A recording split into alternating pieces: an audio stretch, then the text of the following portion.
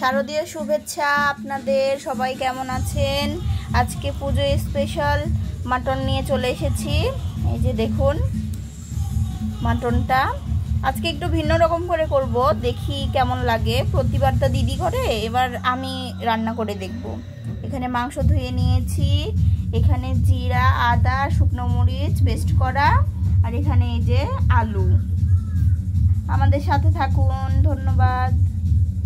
যে আলুটা কেটে রেখেছিলাম, আলুটা একটু ভাজা ভাজা করে নিব, যেন 50% সেদ্ধ এখানেই হয়ে যায়।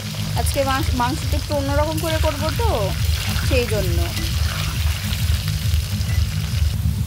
দেখুন আলুটা কি সুন্দর করে ভেজে নিয়েছি, এবারে তুলে নেব। দেখুন লাল লাল করে ভেজে নিয়েছি। এই তেলের মধ্যে এখন জিরা তেজপাতা ফোড়ন দিয়ে নিলাম আমি।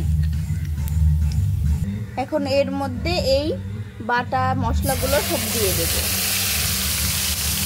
এই মশলার মধ্যে কিছুটা পরিমাণ লবণ দিয়ে নিব, আর হালকা একটু আমি কষিয়ে নেব, মানে মশলার যে জলটুকু আছে এটুকু একটু নিবারণ করে নেব। এই যে দেখুন হালকা একটু জলটা আমি শুকিয়ে নিয়েছি, এবারে মাংসগুলো দিয়ে দেব। এখন এই মাংসগুলো দিয়ে আমি ভালোভাবে কষতে থাকবো, ভালো করে কষে নেব মশলার সঙ্গে। কোনো রকম জল ব্যবহার করব না আমি এতে। দেখুন মাংসটা কতখানি কষে ফেলেছি, মশলাটা অনেকটাই শুকিয়ে গিয়েছে, একদম মাংসের সাথে লাগা লাগা হয়েছে। এটা আরও কিছুটা আমি কষিয়ে নেব। এই যে দেখুন একদম মশলাতে আর মাংসতে আমি ভালোভাবে কষিয়ে নিয়েছি। দেখুন এই মশলা থেকেও তেল ছেড়ে দিয়েছে। এখন এই পর্যায়ে যে কুচনো পেঁয়াজগুলো আছে, পেঁয়াজ রসুন এগুলো আমি দিয়ে ভালোভাবে কষতে থাকবো। এখানে কিন্তু আমি একটুও জল ব্যবহার করি নাই, যতটুকু মশলার জল ছিল ততটুকুই। এখনও আমি কোনো রকম জল ব্যবহার করব না। এই পেঁয়াজ রসুনের থেকে যে এইটুকু জল বেরোবে এইটুকুই আমি আস্তে হিট দিয়ে এগুলো ভালোভাবে কষে নেব।